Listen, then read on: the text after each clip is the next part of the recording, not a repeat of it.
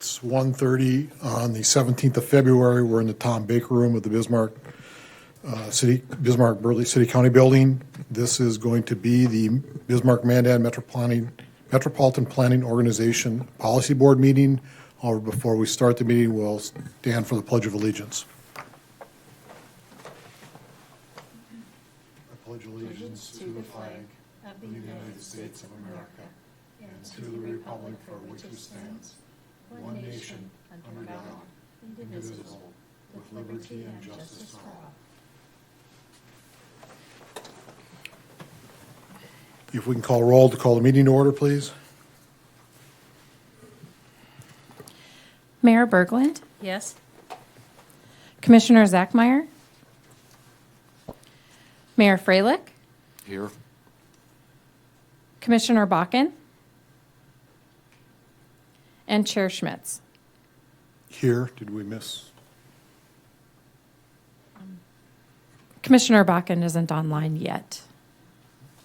Did they call your, okay, Yeah. sorry, I I couldn't said hear. yes instead of here. All right. We're in order then. We have the consent agenda. Is there any item on the consent agenda that needs to be pulled? If not, what are the wishes of the policy board? Make a motion to approve. I'll second. Is there any discussion? Hearing none, we'll call roll. Mayor Berglund, Yes. Mayor Freilich, Yes. and Chair Schmitz. Yes. Moving to the regular agenda, we have item 6, which is the 2026 to 2029 TIP amendments. Kim? Thank you very much, Chair Schmitz, members of the board. Item number 6, Exhibit RB in your packet begins on page 9. I've shared my screen, so those folks who are attending remotely online at home can also see. This is a TIP amendment that the MPO processed for the 2026-2029 TIP. This amendment is being advertised for its required 15-day public comment period, and a public hearing will be held tomorrow morning at 10 a.m. in the David Blackstead Room on the second floor of the City County Office Building here. The amendment addresses a project for microsurfacing on North Dakota Highway 1810 from the Memorial Highway interchange to the Expressway Bridge. Now, the North Dakota DOT has provided a higher cost estimate for this project as noted on the amendment form. MPO staff is seeking a motion to approve the amendment contingent on no substantive public comments being received at tomorrow's public hearing, and TAC did recommend approving such. Are there any questions on the TIP amendment itself? Members, what are your wishes? Move to approve. Second. Okay, we have a first and a second. Any discussion? Yes, I just hope it goes better than it did last year. Right? Yes. All right, Fingers crossed. we'll call roll. Mayor Berglund, Yes. Mayor Freilich, Yes. Commissioner Bakken, Yes. and Chair Schmitz. Yes. Item 7, the 2026 Transit Development Plan. Paulette? Thank you, Chair Schmitz. One moment as we bring it up here on the screen for you.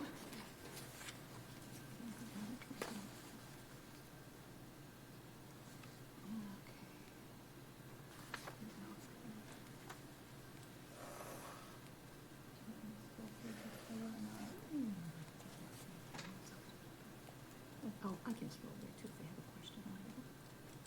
Very good. Thank you.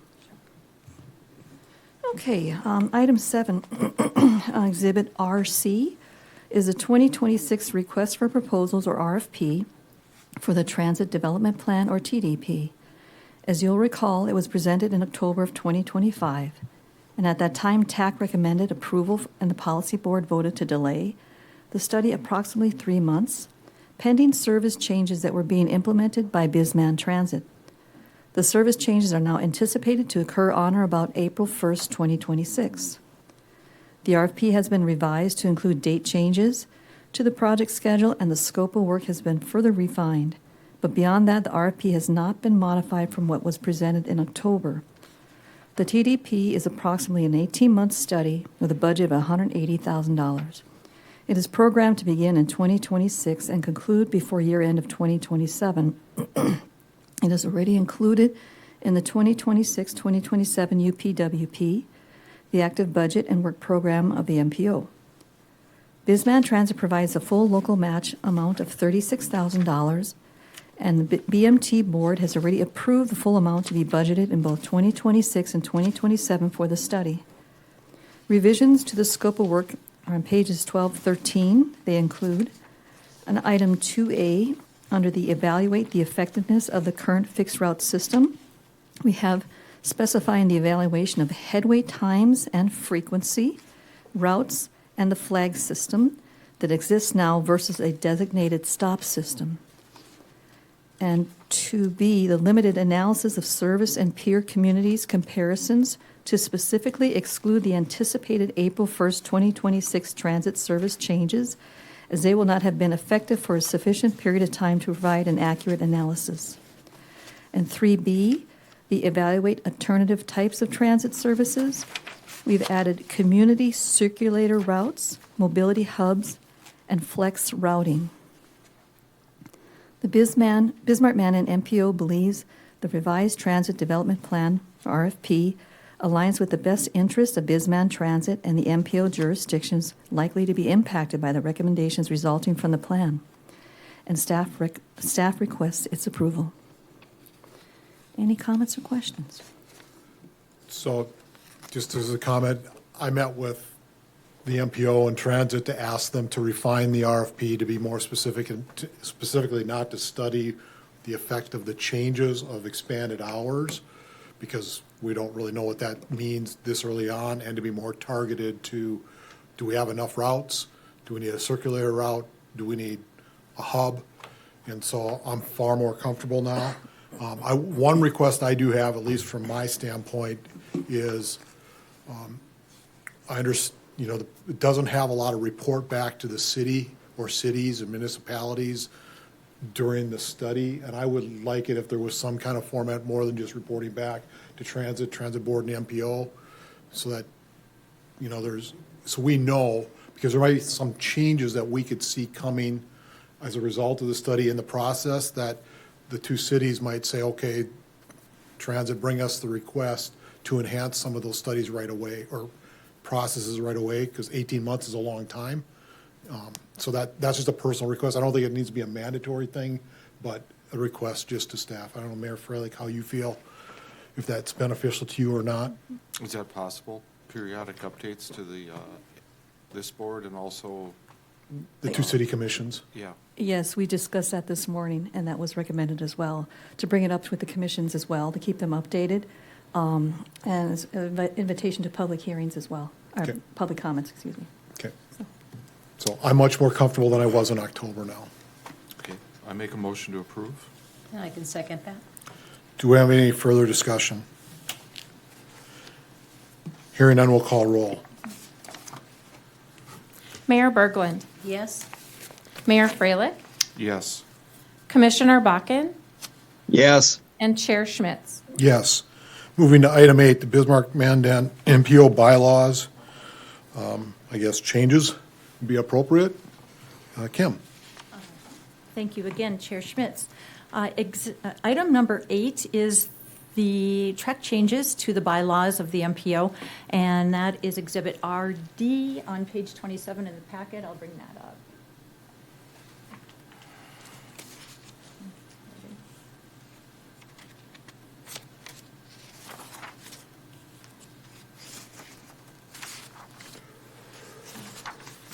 All right. We brought this forward to the board last month as just a heads-up type item, letting you know that we were going to be taking a look at the MPO bylaws and making sure that they were brought up to date. And so in your packet, you had the track changes item that did show all of the proposed changes. And I'll just kind of go through those very quickly. Beginning on page 1 with the title, we deleted area from the official organizational name of the MPO. We are the Metropolitan Planning Organization, not the Bismarck-Mandan Area Metropolitan Planning Organization.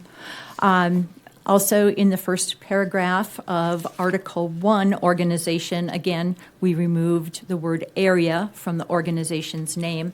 Also, in Article 1 and throughout the document, we revised metropolitan area to read metropolitan planning area.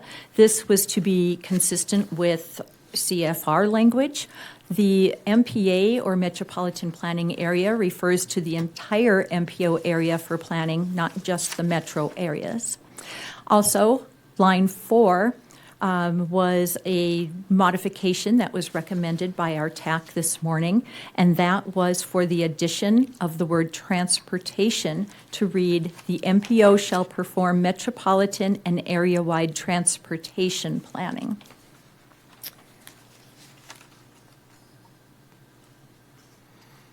Oh, forgive me.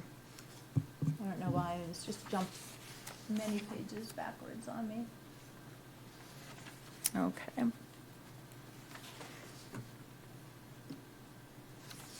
The next significant change you're going to find on page 5 of the document, under Article 7, Technical Advisory Committee. This addresses the composition of the committee and the requirement for member votes to achieve a quorum. In this portion of the document, we replaced the Director of the Community Development Department with Bismarck Planning Director to reflect the recent restructuring of this department. This change was also made on page 6 of the document. And then regarding the quorum requirements in the final sentence of this first paragraph, the requirement of 8 voting members has been changed to at least a majority of, to allow greater flexibility in the event that not all seats or member positions are filled, as is the current circumstance. And that is the issue that we ran into last month at our TAC meeting. We weren't able to achieve audible votes for all members that were actually present at the meeting. Some were online, and we could not get our technical difficulties ironed out momentarily, and so we had to actually delay the start of the meeting until their votes were audible. Now, this change isn't going to be super substantial, but it just requires that we have a majority of members in attendance, and that allows that to float with filled positions of the membership. So this morning, TAC did recommend the adoption of the changes that were presented, including that textual change on page 1 as noted, and staff would request the same from the policy board. But in the meantime, I would be happy to stand for any questions you might have. Are there any questions? What are the wishes of the board? Move to approve. Second. And that'll include the change that TAC made this morning, right? Yes. Okay. Okay, we have a motion. Any discussion? I guess on my side of it, I think that rather, and this can be for next year's, but instead of a representative for the city of Lincoln, that we have the Lincoln City Engineer listed rather than, because that would be our Certainly. technical person. And we can be very flexible on that. We actually broadened that language because in the past it was kind of uncertain as to who the representative would be for the city of Lincoln. It kind of oscillated back and forth, and so we just broadened that a bit. But if you would like to narrow that, we certainly could do that as well and be very specific to the engineer. Thank you. Yes, you're welcome.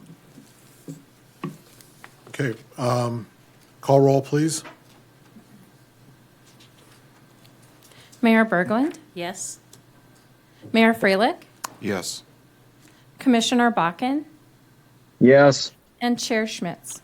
Yes, and I have to apologize. I missed an agenda item because there wasn't really anybody in the room. But there should be public comment, and I'm going to call that now. So anyone wish to make public comment? A second call for public comment. And a third call for public comment. Seeing no one, I'm going to close the public comment period. Thank you for indulging me. We'll move back to the agenda. Item 9, 2026 Fringe Area Road Master Plan update. Who's online? This is Joel Mann from Bolton and Mink. Okay. I'll go ahead. Sorry about that. Well, good afternoon, board members. We're giving you an update this month. It's a little bit more detailed than what we've given in the past because we've gotten past some of our initial project kickoff and early public outreach. And the plan is really diving into taking findings from technical analysis and starting to think about, recommendations and how the plan moves forward. Our agenda packet that we provided gives you some background on a few of the things that we have been discussing with MPO staff on this. And I think to try to summarize it succinctly, it seems like the plan is at a place where it can evolve from what it has been in past iterations. And so we're looking at doing that. We started out thinking this will be an update that maybe adjusts the overall road network as shown in the plan and maybe changes some terminology and definitions. But we've been getting good feedback from the plan steering committee. But we've also had some outreach activities that have brought feedback and thoughts from the general public and the broader Bismarck-Mandan community, and are seeing that there are some opportunities to maybe rethink how the plan even functions overall. And so our summary in the agenda packet starts hinting at some of that. I've got some slides that I will share here to kind of walk through that quickly and summarize the basic thoughts. I think the short summary of all this, though, is to say that you'll be getting more information from us in the coming months, and we will be asking for more feedback and thoughts on these things because we want to make sure that some of these changes and how this plan operates, some of which will include a stronger role for the MPO in decision making and the policy board kind of being the main decision making body for that as a regional representation. We want to make sure that these are headed in the right direction for you. So I'll go through quickly just to give you an update on schedule. First of all, we are at a point, sorry, bear with me here as I get this set up. I had some trouble this morning too. We are at a point in the schedule, we're kind of at this midway, finishing up our technical work and starting to craft this into recommendations. We have, as we talked about in our last update, engaged ATAC, the Advanced Traffic Analysis Center from North Dakota State, for some additional work with the regional forecasting model, which will be very helpful for the team to take a look at regional growth as it's forecast in the future and understand some of the implications of changes to the transportation network.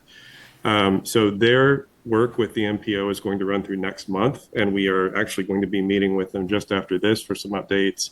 So that's very much work in progress that will maybe push some of our technical work out a little bit further, but it doesn't really affect the overall schedule. We're starting to take these findings into early recommendations for the plan that we will begin sharing in March and April.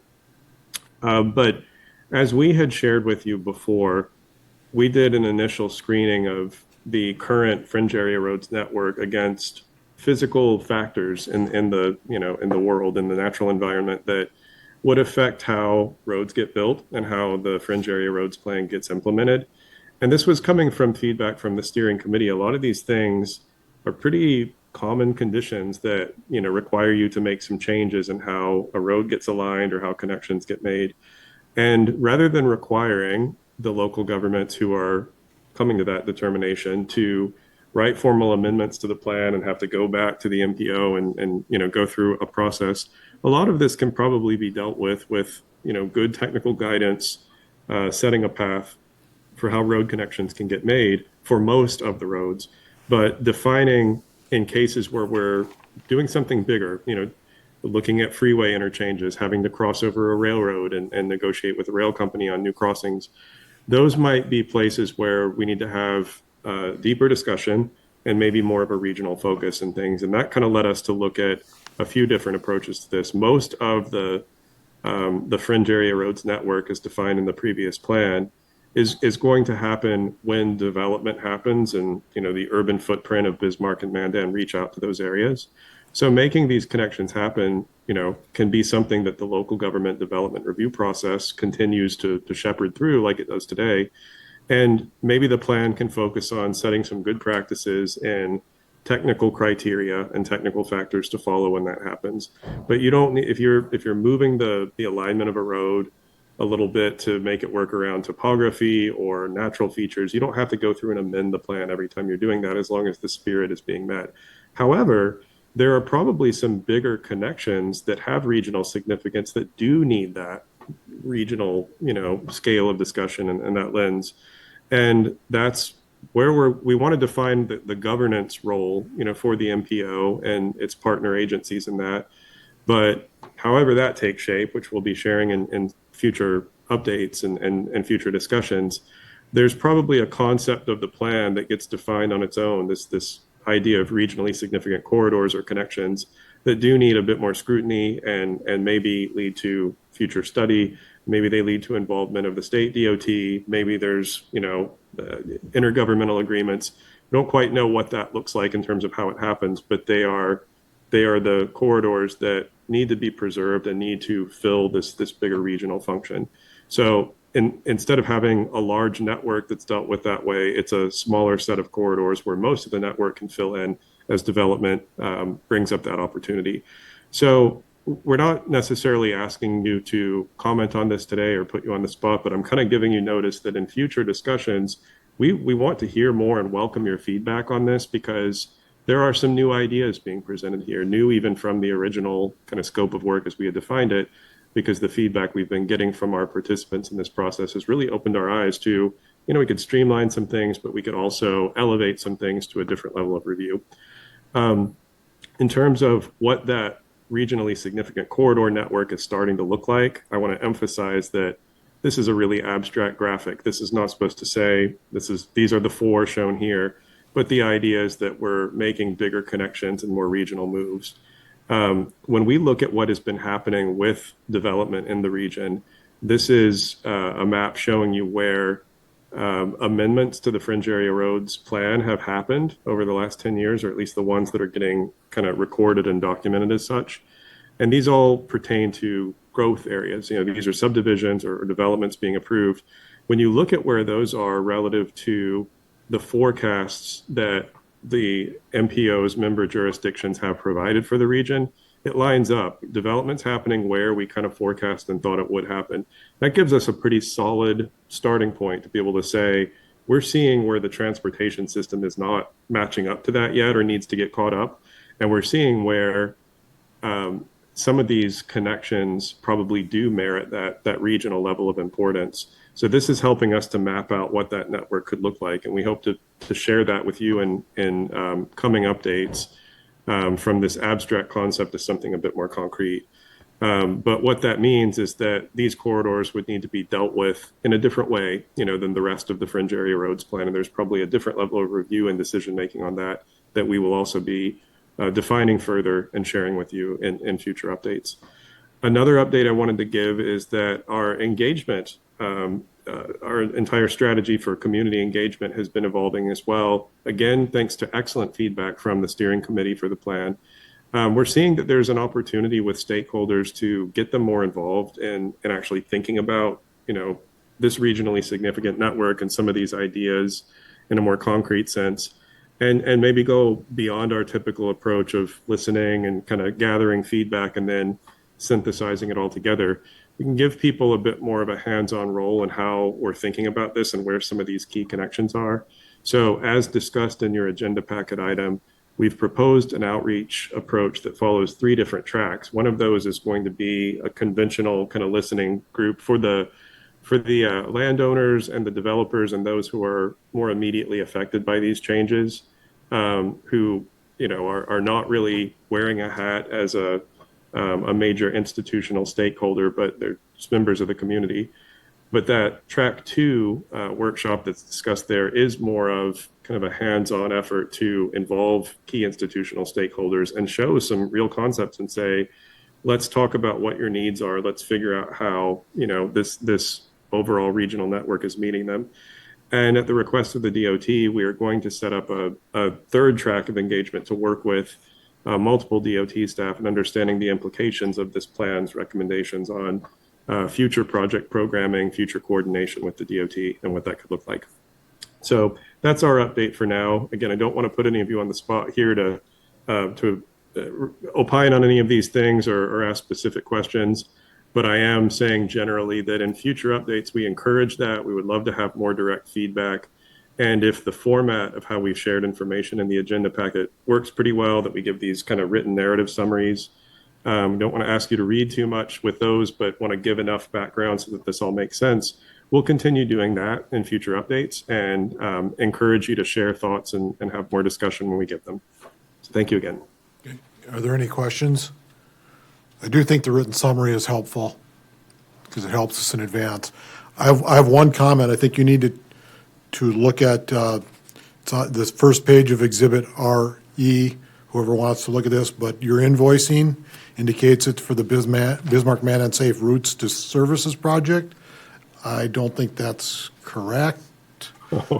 We will take a look and change that. I apologize. That might be a holdover from past work that we had done with the MPO, not getting correctly flagged in our system. So thanks for pointing that out.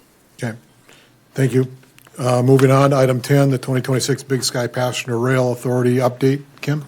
Thank you, Chair Schmitz. Members of the board, as you may recall, late last 2025, we did renew our government partner program membership for the MPO and its partnering jurisdictions in the Big Sky Passenger Rail Authority's annual membership program. That began on January 1st, and also as part of that, the MPO and its jurisdictions signed into a memorandum of agreement, which just basically outlined roles and responsibilities in being government partner program members. One of the benefits that we do have as being a GPP member is to attend the board sessions or the board meetings of Big Sky Passenger Rail Authority. They do hold those board meetings every other month. I believe it is on the second Wednesday of every other month. The first was January 14th of 2026. And while I would encourage all of you to attend via Zoom if possible. I also attend, and so if anything comes up that seems to be of note or interest, I am very happy to pass that information along to you and convey it in whatever sense that might hold for you. But from the January 14th meeting, I can tell you that they had the election of board officers, and they basically reinstated the entire board that was in previously for 2025. And as part of that, they did ask the returning officers to please just give an idea of what their priorities would be for 2026. And 3 of those officers did indicate that one of their higher priorities was to conduct outreach to North Dakota, and very specifically to the Bismarck-Mandan area. And we've received correspondence since then from Jason Stewart, who is the vice chair of the Big Sky Passenger Rail Authority, and he said specifically that they are planning in-person visits to North Dakota's North Coast corridor communities, including Bismarck-Mandan, of course. That would be for sometime later this year after the snow melts. So stay tuned. We'll see when that happens. Could be tomorrow. But he said their desire is to coordinate with us and the teams on scheduling some public meetings and forums in this area. They have an aim towards engaging not only the public, but also elected officials, informing both local leaders and the public. I think that we could probably get a little jump start on that. It has occurred to me that my main concern is making sure that the principals of Bismarck, Lincoln, Mandan, Morton County, Burleigh County are coming together and are included in any pertinent conversations that might be had.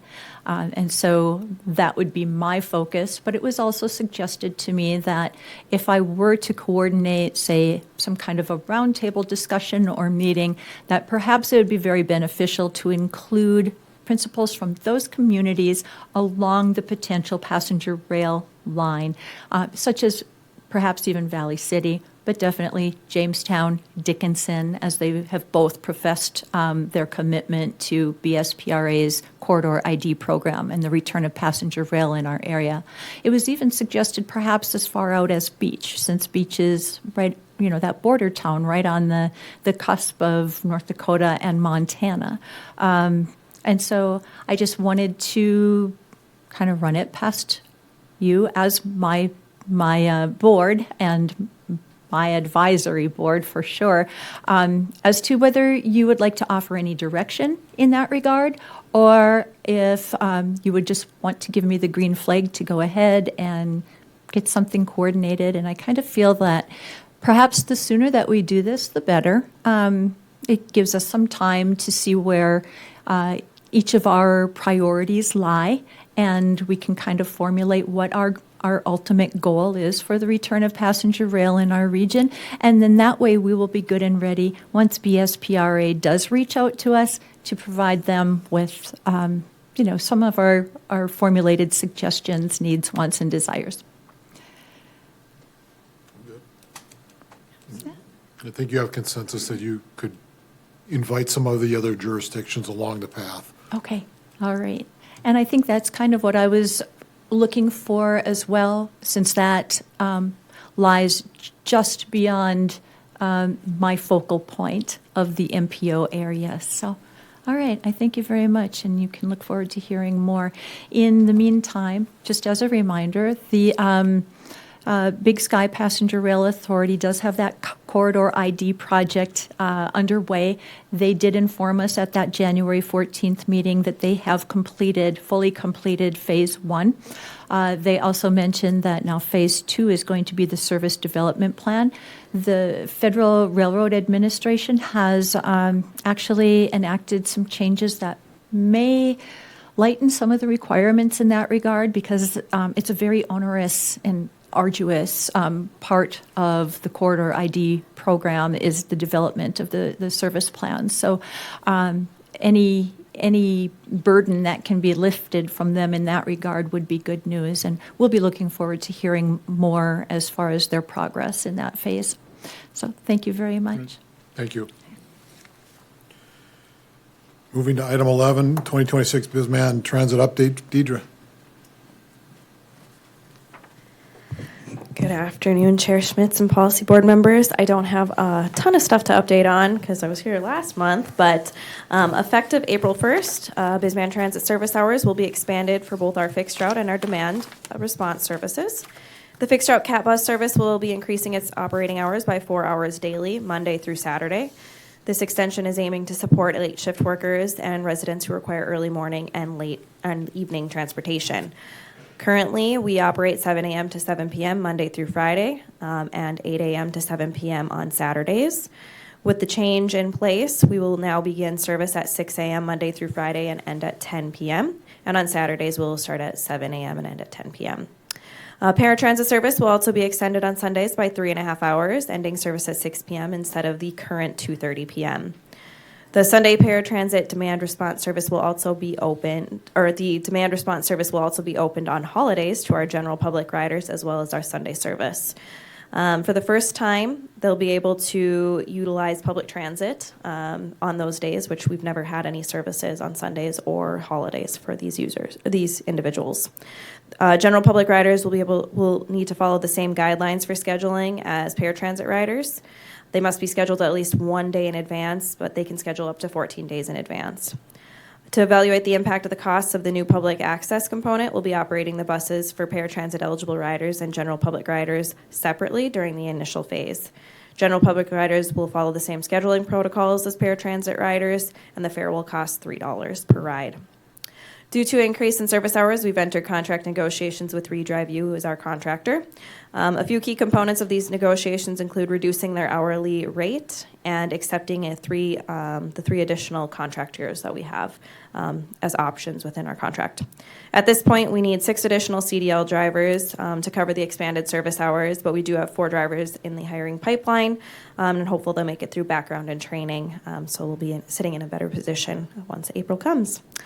We're also in the process of updating our website, rider guides, and working on some promotional material for the service changes, so be on the lookout for all kinds of advertising coming March to promote the service. We have several upcoming projects in addition to our service expansion, including our National Transit Database reporting, which is due to the federal government, our audit, and then some procurement projects, including a number of facility maintenance items out at the transit office. We have received 1 replacement paratransit vehicle this month. That's a replacement for a vehicle that was totaled at a non-at-fault accident, which we are currently preparing to put in service and are hopeful that should be ready to go by next week. We do have 4 replacement paratransit buses on order to replace some vehicles that have reached the end of their useful life, and we're hoping by July we'll have those vehicles at the facility. On the grant side of things, we're currently waiting for our fiscal year 2026 5307 grant apportionments, which are typically announced around this time of year. Unfortunately, we don't have any word on when we're going to see those, which is a little bit challenging. Basically, what that means is transit absorbs all operating and all expenses that would typically be charged to that grant until we have those apportionments, and then we're able to set the grant up with the MPO's assistance. So right now we're in limbo between grants, but that was all that I had to update, and I'd be happy to answer any questions. Thank you, Deidre. Thank you. Is there any other business? If not, we stand adjourned. Thank you.